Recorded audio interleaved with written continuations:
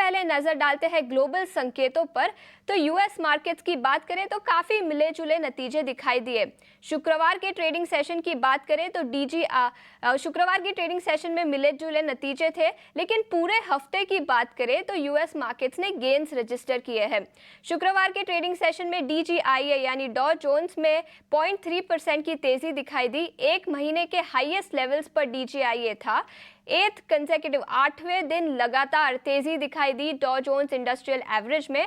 S&P 500 की बात करें तो वहां पर भी थोड़ी सी तेजी दिखाई दी, लेकिन नैस्डैक में थोड़ी सी कमजोरी शुक्रवार के ट्रेडिंग सेशन में दिखाई दी।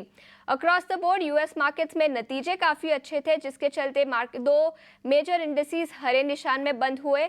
टेलीकॉम, टेक्नोलॉजी और फाइनेंशियल सेक्टर में काफी तेजी दिखी। और लूजिंग साइड की बात करें तो oil and gas, consumer services और यूटिलिटी सेक्टर्स में कमजोरी दिखाई दी शुक्रवार के ट्रेडिंग सेशन में। मैकडॉनल्ड्स और 3M कंपनी टॉप गेनर्स थे कुछ इंडिसेस के, और नाइकी और बोइंग में थोड़ी सी कमजोरी दिखाई दी शुक्रवार के ट्रेडिंग सेशन में।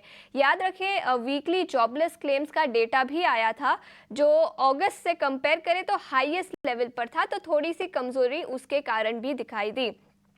उसके अलावा पिछले पूरे हफ्ते की बात करते हैं तो डॉ जोन्स में 2% से ज्यादा की मजबूती दिखाई दी पिछले हफ्ते।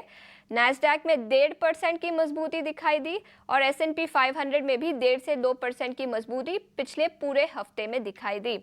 और अब तक मई के परफॉर्मेंस की बात करें तो काफ़ी अच्छा एक्शन रहा है अमेरिकी बाजार में। डॉ जोन्स में करीब 4.5% का उछाल, S&P में 3.7% का उछाल और नैस्डैक में भी 1% से ज़्यादा का उछाल मई के महीने में अब तक दिखाई दिया है।